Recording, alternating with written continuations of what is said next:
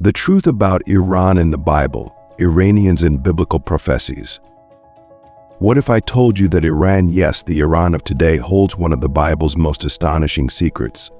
Often when we think of biblical prophecy, our minds go to Israel, Egypt, or Babylon. But hidden in plain sight is the story of Persia, ancient Iran, a nation woven deeply into God's divine plan for Israel and the world. Long before Iran became a focal point in modern news, it was a powerful kingdom used by God to shape the destiny of His chosen people. Imagine this: Persia, a pagan empire, rising to help Israel at its lowest, to fulfill prophecies spoken centuries before. Kings like Cyrus, Darius, and Artaxerxes, men who did not know the God of Israel, became heroes in Israel's story. And what's even more incredible, the Bible foretells that Iran's role is far from over. The ancient prophecies cast a long shadow over today's world, suggesting that Iran still has a part to play in the events of the end times. In this video, we're going to reveal the truth about Iran's biblical destiny, how it was once Israel's protector, and how in the end times, it's prophesied to return to the center stage. You'll see Iran in a way that goes beyond the headlines and realize that history, ancient and modern, is part of a much larger divine story. Join us on this journey, and let's uncover the secrets of Iran's place in God's unfolding plan. Iran's role in the Bible's narrative. If the nation of Iran, known as Persia in the Bible, held a key role in fulfilling God's promises not as an adversary, but as a surprising ally, Persia's role was unlike any other. In a world of powerful empires, Persia was divinely chosen to shape the destiny of God's people, Israel. In the ancient world, kingdoms rose and fell like the tides. Egypt, Assyria, Babylon all came in power, but none had a legacy quite like Persia. During Israel's darkest times, when they were exiled from their land and the temple lay in ruins, God raised up an unexpected hero, Cyrus, the king of Persia. He wasn't a man of Israel, nor did he worship Israel's God. Yet the prophet Isaiah wrote about him more than a century before he was even born. Isaiah 45:1 names Cyrus as God's anointed, an astonishing title for a pagan king, usually reserved for the rulers of Israel. Take Cyrus's decree, for example. In an incredible turn of events, Cyrus conquered Babylon and issued a proclamation that allowed the Israelites to return to Jerusalem and rebuild their temple. This decree, recorded in the book of Ezra, Ezra 1-4, fulfilled the prophecies of both Isaiah and Jeremiah. It was as if Persia had been raised up specifically to deliver God's people from captivity, making it an ally, not an oppressor, in the restoration of Israel. At that time, the world was a patchwork of empires vying for dominance, with smaller nations like Israel often caught in the crossfire. When Cyrus the Great rose to power, Persia stretched from the Indus River to Egypt, encompassing vast lands and cultures. Unlike empires before it, Persia allowed conquered peoples to keep their customs and beliefs. This unusual tolerance enabled Israel to return home, an act that reinforced Persia's unique place in God's plan. Persia's role in the Bible is a powerful reminder of God's sovereignty. Even in a world dominated by pagan kings and foreign gods, the God of Israel was orchestrating events to fulfill His promises. Persia's cooperation in Israel's restoration was no accident. It was a testament to the idea that God could use anyone regardless of their background or beliefs to carry out His divine purposes. When the Bible was written, empires like Persia represented both fear and hope. To the Israelites, powerful kingdoms often meant exile, oppression, and suffering. But Persia, under rulers like Cyrus, stood out for its policies of tolerance, allowing exiled peoples to return to their lands and rebuild. For Israel, This policy was transformative. They returned not only to their homeland but to their faith and identity. This was a culture where the gods of a nation were seen as supreme. Yet here was Israel's God directing even the mightiest of pagan kings to fulfill his plans. Persia's role in the Bible would forever stand as a symbol of God's power over nations and his unwavering commitment to his promises. Persia's story reminds us that no empire is too great a ruler, too distant to be used by God in his redemptive plan for the world.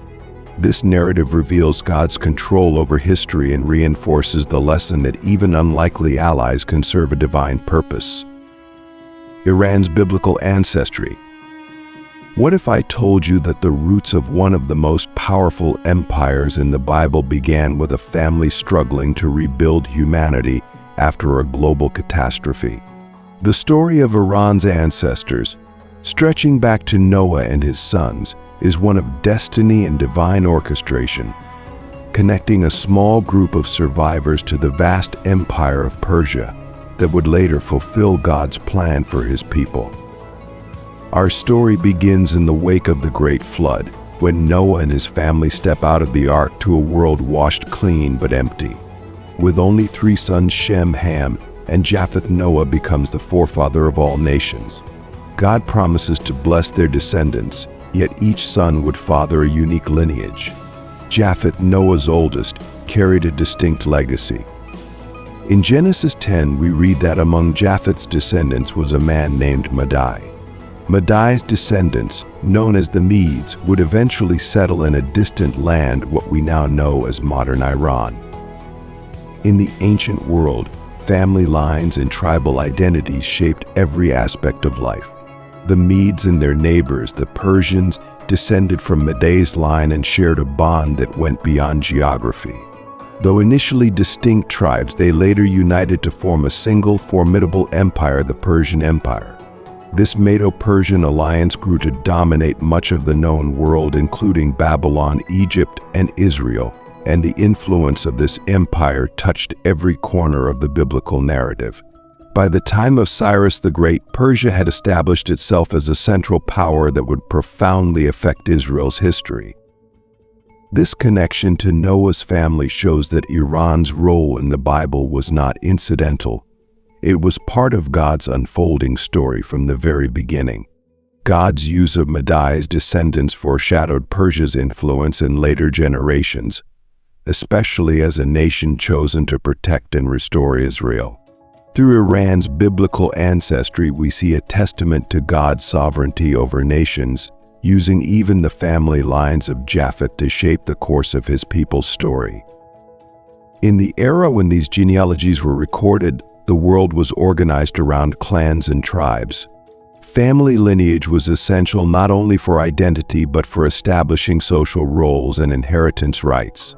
Each tribe and nation knew its ancestral story and saw it as a source of strength and destiny. For the people of Israel, tracing Persia back to Japheth would have carried a sense of familiarity and shared origins, even amid cultural differences. These genealogies reminded Israel that God's promises and plans span across different nations, and that even foreign empires like Persia could be woven into his divine will. By grounding Persia in the lineage of Noah's sons, the Bible shows that God's influence knows no borders, uniting humanity across generations and using each lineage for his purposes. The rise of Persia and Cyrus the Great.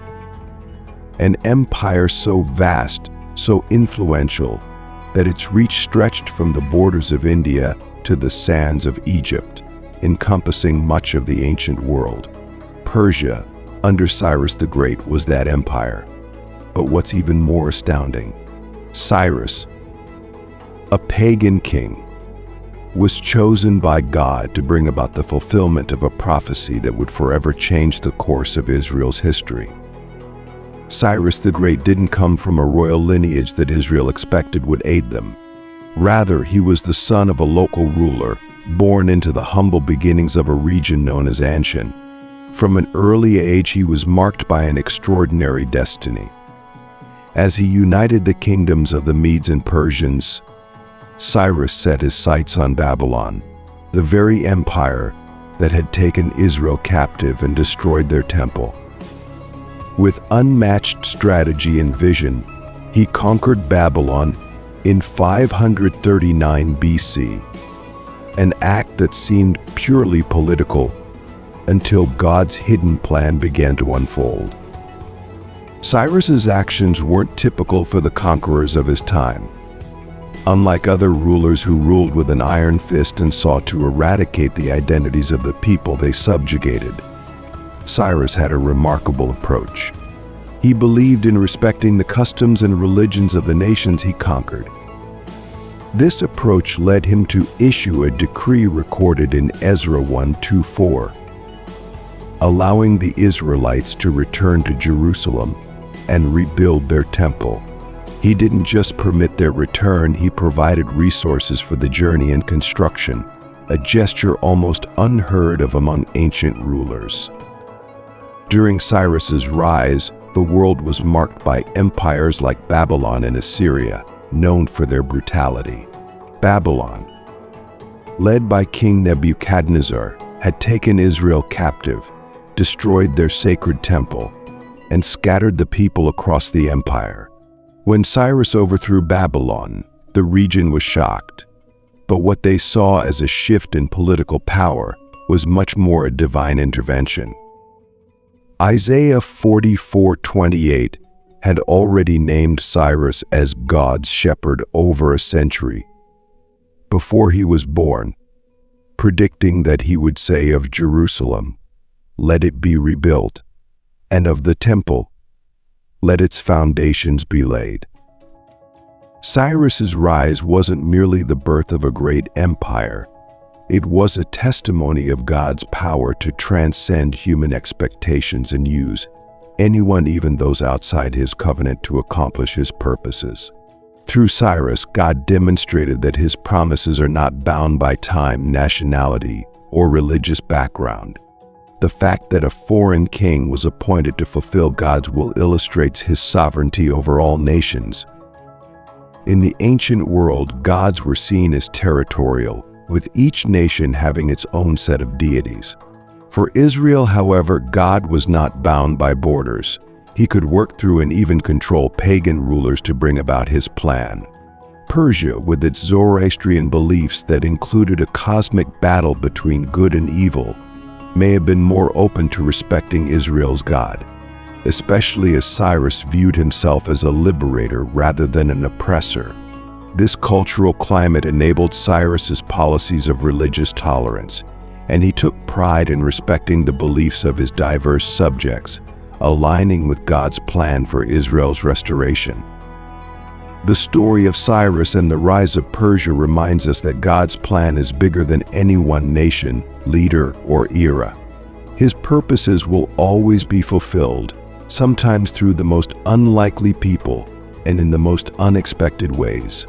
Cyrus became God's chosen instrument, fulfilling a prophecy spoken long before his reign and cementing Persia's role in the destiny of God's people. Cyrus's decree and the return of the Israelites. The Israelites had been living as captives in Babylon, exiled from their homeland for 70 long years. They lived under foreign rule, surrounded by unfamiliar customs, and separated from the temple, the heart of their worship and identity. Then came Cyrus the Great, the king of Persia, who had just conquered Babylon.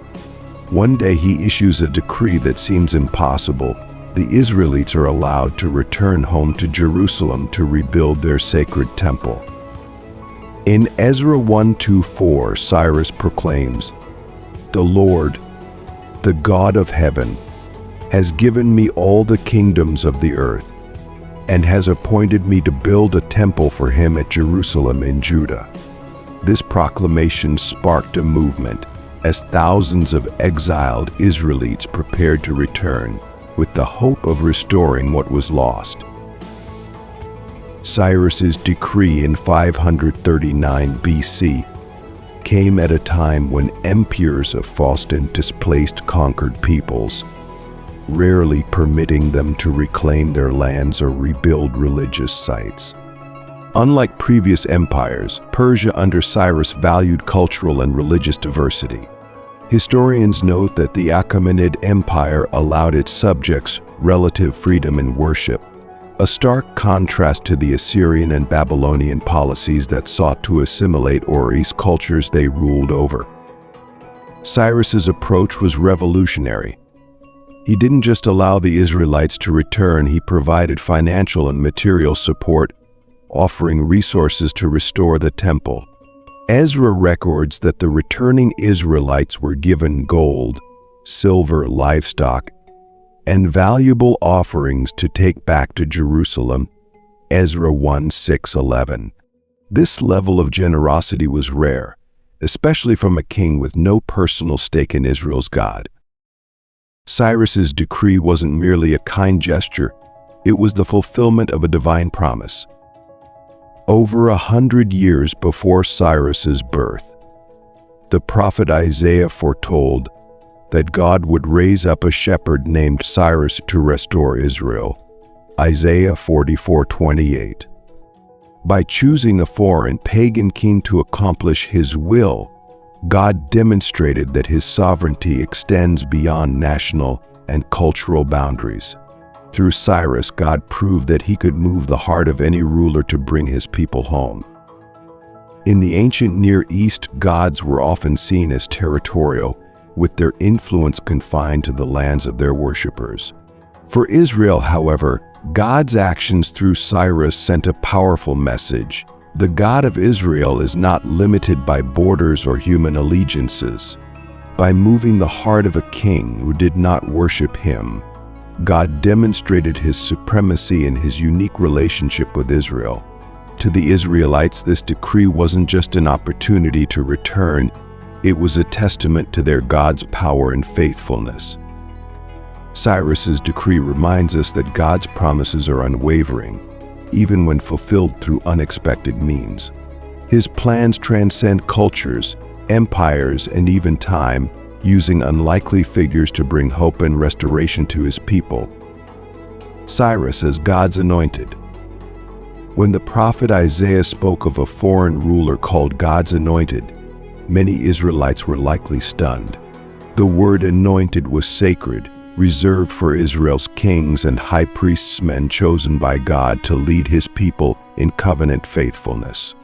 Yet here was Isaiah saying that a foreign ruler, Cyrus of Persia, would be God's chosen one, fulfilling divine promises and ushering in the long-awaited return of the exiles.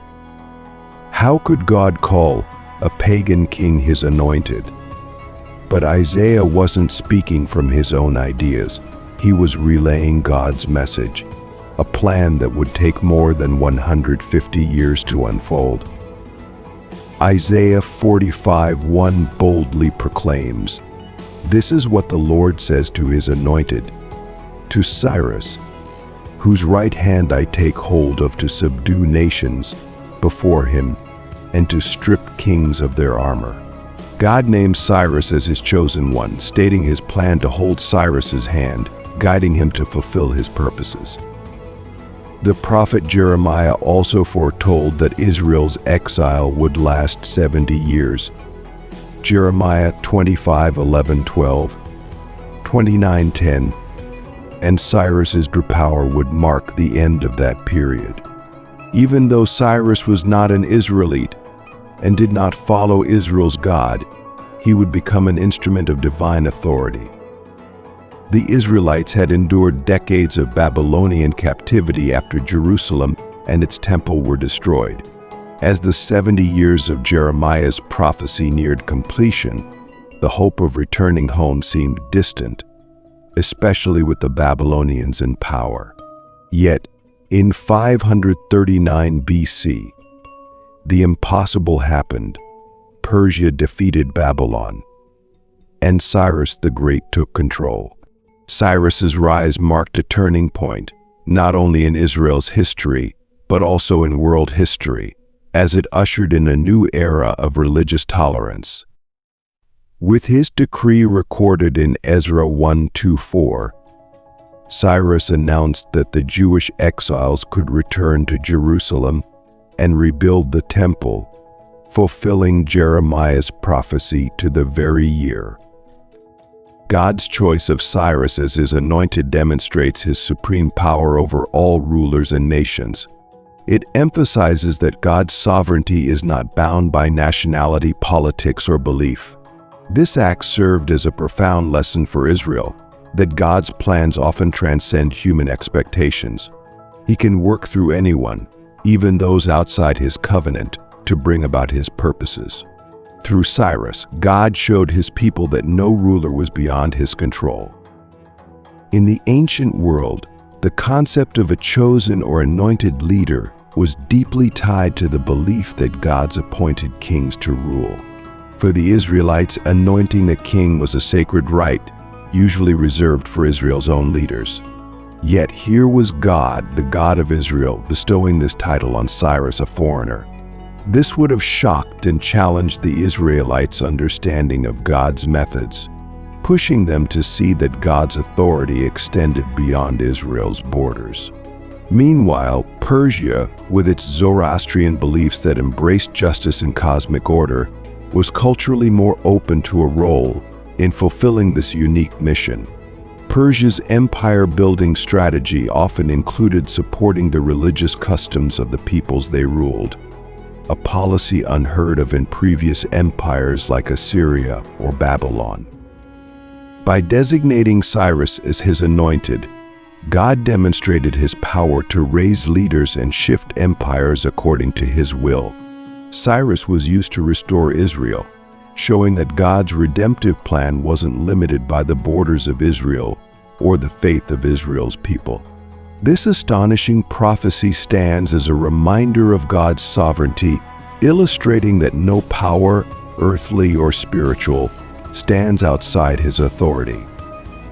The fulfillment of Jeremiah's prophecy. Imagine being exiled from your homeland, longing for a distant hope of return that seems almost impossible. 70 years of captivity, countless prayers, and a single prophecy holding the promise of restoration. Would it be enough to sustain your faith? This was the reality for the people of Israel, who had been exiled to Babylon. Decades earlier, the prophet Jeremiah had given a message from God that shook them to the core. They would be exiled from their land for 70 years. But there was a promise hidden within this prophecy, one that would give them a glimmer of hope in the darkest of times. In Jeremiah 29:10, God assured them, "When 70 years are completed for Babylon, I will come to you and fulfill my good promise to bring you back to this place." At the time, Babylon was the world's superpower, and their dominance seemed unbreakable. They had crushed Jerusalem, destroyed the temple, and taken Israel's people far from their homeland. The idea of returning seemed like a dream that would never come true, especially under the might of Babylon's empire. But within these 70 years, the tides would change as Persia rose to power and Babylon's influence began to wane. In 539 BC, a new ruler, Cyrus the Great of Persia, would turn history on its head, fulfilling the ancient prophecy. Cyrus was not a follower of Israel's God, yet he became the unexpected hero. The book of Ezra records Cyrus's decree.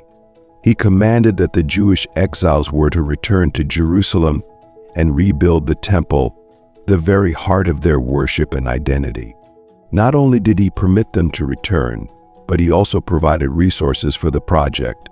Here was a foreign king, fulfilling a prophecy he didn't know existed, yet he was being used by God as an instrument of liberation. This story was more than just a return to a homeland. It was the return of hope, a rekindling of faith. The rebuilding of the temple symbolized a fresh spiritual beginning. God's people were being restored physically and spiritually.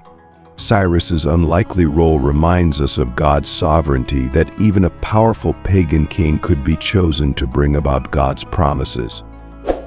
At that time, nations and empires often claimed their gods as supreme, and they had little regard for the deities of other peoples.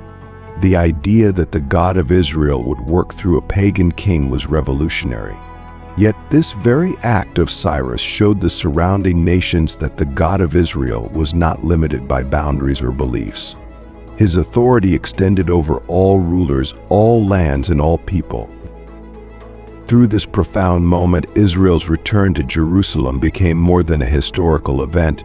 It was a testimony to God's unwavering faithfulness and a restoration that resonated far beyond their borders. Persia's role in protecting Israel, the Book of Esther. The story unfolds in the mighty Persian Empire under the rule of King Xerxes, known in the Bible as King Ahasuerus. This empire stretched across continents, from India to Ethiopia, ruling over 127 provinces. Among the subjects scattered throughout its lands were the Jewish people, remnants of those exiled to Babylon decades before. They lived among foreign customs, often keeping their heritage quietly to themselves, uncertain of their welcome in the empire's heart. One day, Haman, a high-ranking Persian official with unchecked power and ambition, became enraged with Mordecai, a Jewish man who refused to bow down to him.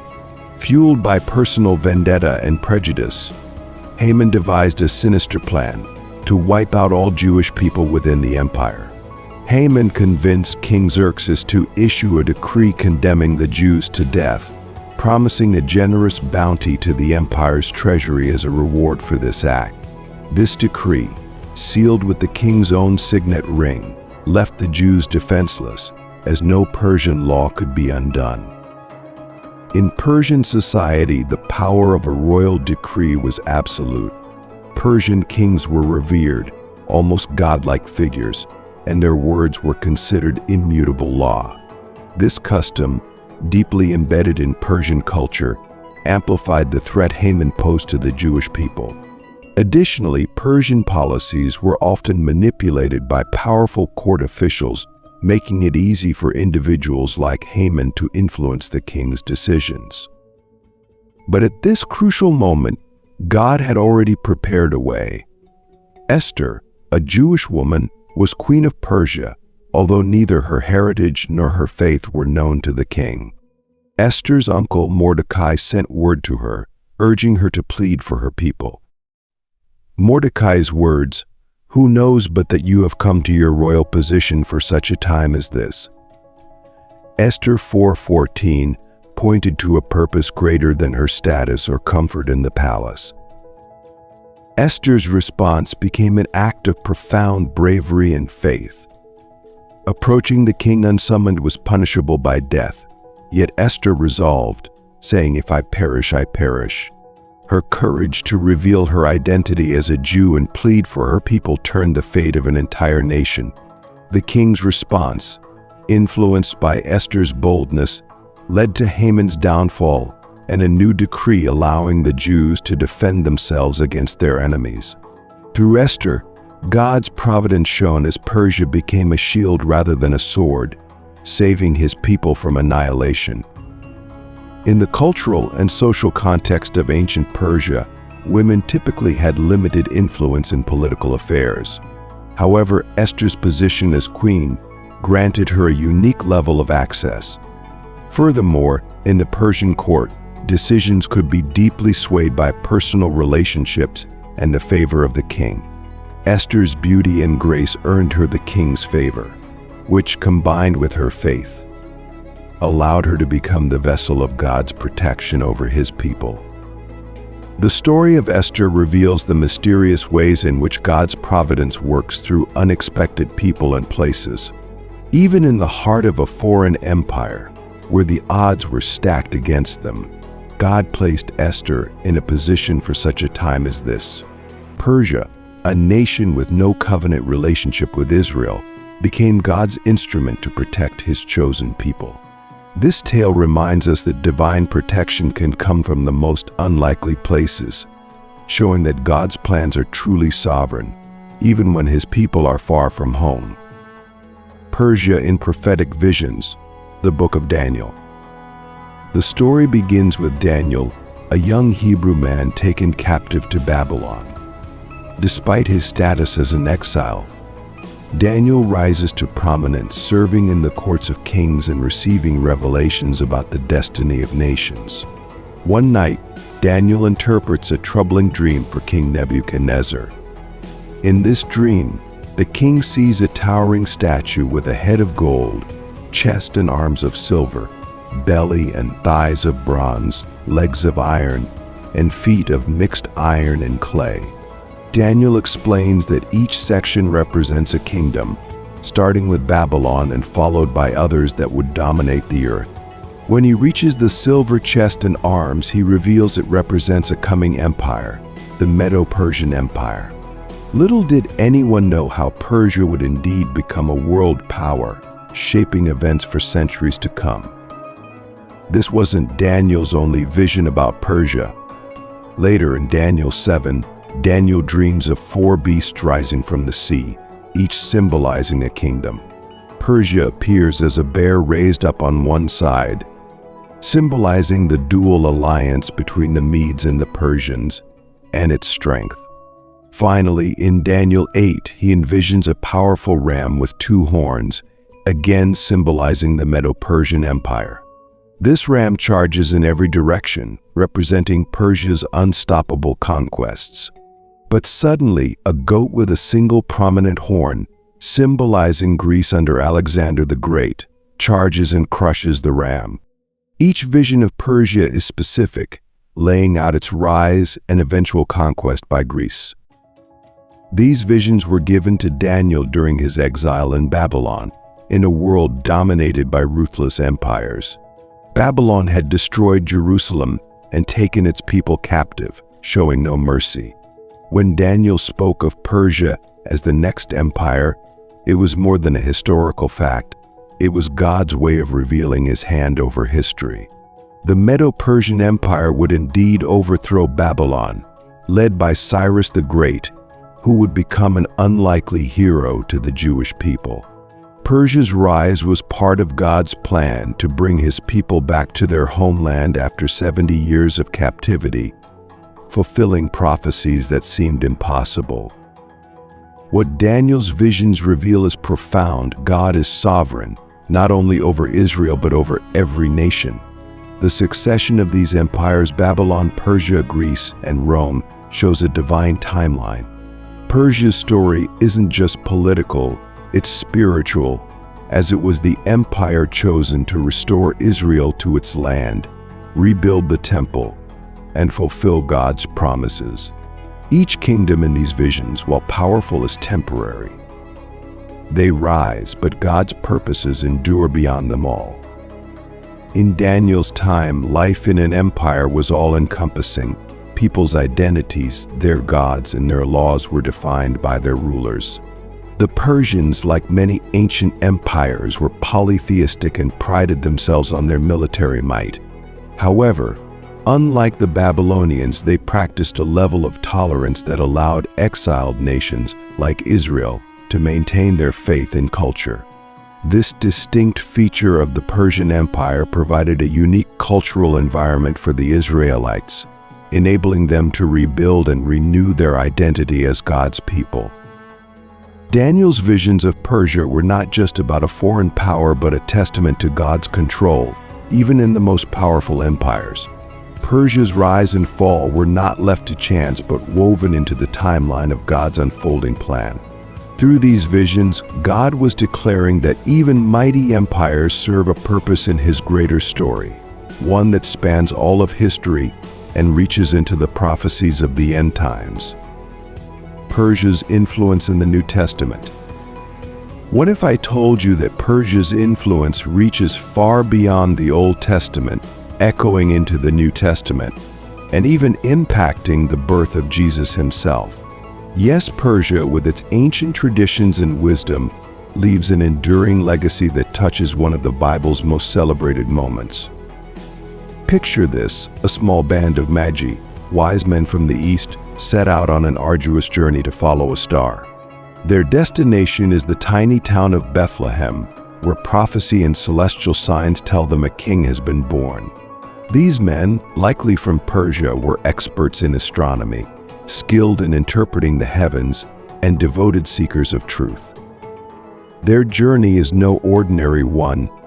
It's a mission rooted in wisdom, curiosity, and the hope of witnessing a divine promise fulfilled. Upon finding the child Jesus, they bow, presenting gifts of gold, frankincense, and myrrh, gifts worthy of a king. This moment in Matthew 2:1-12 connects Persia's ancient legacy with the unfolding story of Christ. The Magi, possibly Zoroastrian priests from Persia, were renowned for their understanding of the stars and ancient prophecies. Their knowledge of astronomy and their cultural reverence for signs in the heavens allowed them to recognize the significance of the Bethlehem star. While the Magi are most famous for their journey to honor Jesus, their example reflects the deep-rooted Persian respect for wisdom, exploration, and reverence for the divine. Persia's wisdom traditions, known for their embrace of astrology, spiritual insight, and devotion, may have contributed to their recognition of the star that guided them to the newborn Messiah. In ancient Persia, Zoroastrianism, a religion with a deep emphasis on the cosmic struggle between good and evil, played a significant role. Zoroastrian priests, known as Magi, were considered keepers of wisdom, skilled in various forms of divination and well-versed in the heavens. This spiritual and scientific insight placed them in unique positions within their society, respected as wise men who could interpret omens and signs. By the time of the New Testament, the Persian Empire had fallen, yet its influence endured, particularly in regions where Persian traditions in philosophy, governance, and religion left a lasting mark on society. The story of the Magi reveals God's inclusivity and sovereignty. Persia's legacy wasn't confined to a single era or kingdom. It reached into the heart of the New Testament, demonstrating how God's story is open to those beyond Israel's borders. This moment also shows how God can use wisdom traditions from different cultures to draw people toward Him. Through the Magi, we see a powerful message of God's desire to bring all nations to Himself, underscoring the universal significance of Jesus' birth. At the time of Jesus' birth, Rome dominated much of the known world, including the Jewish homeland. Yet Persian influence persisted, especially in the eastern regions. Persian scholars and merchants often interacted with other cultures, and their respect for knowledge, prophecy, and cosmic order influenced those they encountered. In this context, the arrival of the Magi would have stood out as a testament to Persia's spiritual reach. Their journey and homage to Jesus symbolized not only Persia's wisdom tradition but also a cultural openness to the divine across borders, a legacy that bridged the Old and New Testaments. In essence, Persia's story doesn't end with its empires or its kings. It continues into the New Testament, where the Magi's journey reminds us that wisdom, wherever it comes from, can lead us to the truth. Persia's influence helped set the stage for a new era of faith, one that would spread across the world through the very people and traditions it touched. Iran's future role in biblical prophecy.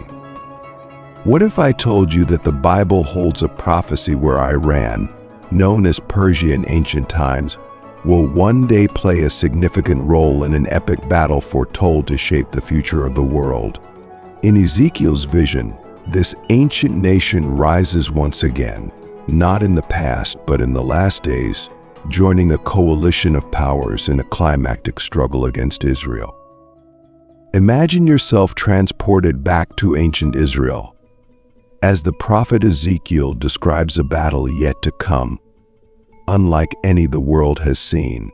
People are gathered around, hanging on his every word, hearing of Gog of Magog, a leader from the distant north leading a vast alliance of nations, including Persia, against Israel. Ezekiel speaks of warriors assembling, their shields and swords glinting under the sun, as they march against God's people. It's a scene both frightening and astonishing, a vision of kingdoms rising together in a final attempt to seize control. Yet, Ezekiel doesn't leave his listeners in despair. Instead, he describes a supernatural intervention, a promise that Israel will not stand alone. God himself will intervene to deliver his people, crushing the coalition and establishing his sovereignty. In Ezekiel 38:5, Persia is named directly alongside Cush and Put, joining with Gog in this assault on Israel. This is no random group. These nations symbolize ancient powers with long histories and influence, forces capable of mounting a serious threat. The Bible foretells that this alliance, though strong, will ultimately be defeated by divine intervention. And this prophecy, often linked to future events, serves as a powerful reminder of God's role in the rise and fall of nations. In Ezekiel's time, Persia was already known for its power, having defeated Babylon and proven itself an empire to be reckoned with.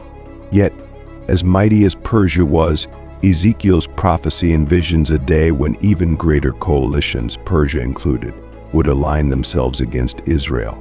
The idea of powerful nations uniting to attack God's chosen people would have been both alarming and unthinkable to ancient listeners. Persia's reputation, coupled with its alliance with other formidable nations, foreshadows a conflict of unprecedented scale. Through this prophecy, God is making a bold statement. No matter how powerful the opposition, he alone holds ultimate authority over nations. Persia's inclusion in this end-time battle symbolizes more than just a nation's power. It represents the culmination of human defiance against God's plan, only to be met by God's unstoppable sovereignty. This passage serves as a reminder that earthly alliances cannot disrupt God's covenant with Israel, and his promises remain steadfast. When Ezekiel penned this vision, Persia was both respected and feared as a formidable empire. To the people of Israel, Persia represented both a foreign culture and an ancient power that, while sometimes benevolent, often acted independently of Israel's God. Persia's leaders followed their own gods, believed in divine kingship, and expanded their territory ruthlessly. Ezekiel's vision of Persia aligning with other powers against Israel would have struck a cultural nerve, reminding Israel of its vulnerability, while also providing assurance that God's protection would prevail regardless of who opposed them. In the end, Persia's role in this prophecy underscores the spiritual reality of God's control over history, a message that transcends time.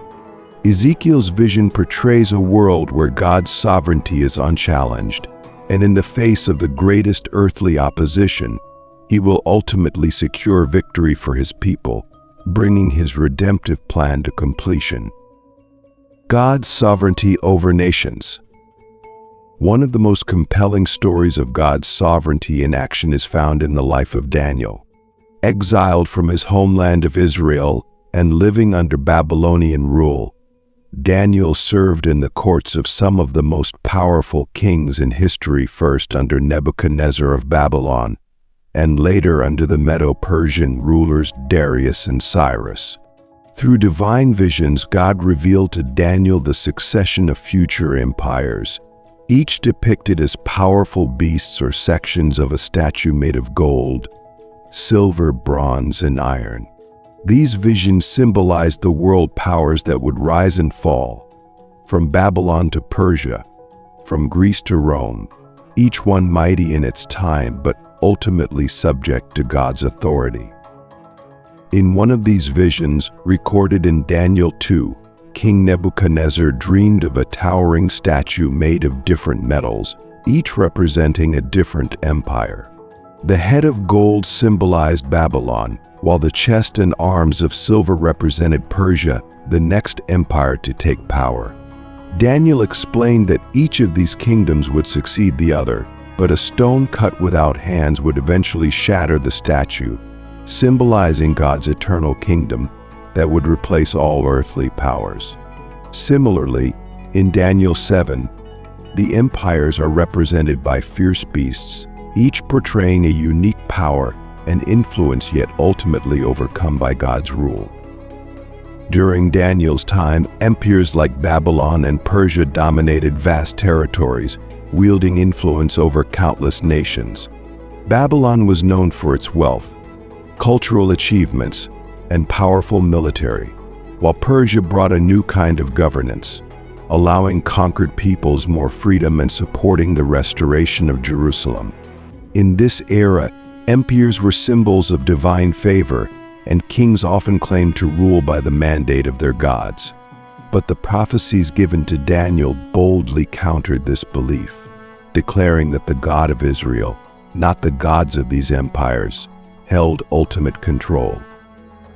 The message of these prophecies is clear. History is not a series of random events, nor is it governed by human ambition alone. It is the unfolding of God's redemptive plan, with every nation and empire serving a role within His design. God raises up empires and brings them down according to His purposes, using each one, even those that do not acknowledge Him, to move His plans forward. Persia's story, from supporting Israel's return to later becoming part of end-time prophecies in Ezekiel, reminds us that God can use any nation to fulfill His promises. In the ancient Near East, kings and empires were not only political entities but also spiritual symbols. The king was seen as the embodiment of the nation's gods, and success in battle was often attributed to divine favor. For God to use pagan nations like Persia to fulfill His purposes for Israel was radical, a testament to His sovereignty over all gods and nations. This assertion of God's supreme authority challenged the prevailing cultural beliefs of the time, showing that His reach extended beyond Israel to all nations, even those with no knowledge of Him. In today's world, especially in the Middle East, where tensions between nations like Iran and Israel often make headlines, the message of God's sovereignty remains as relevant as ever.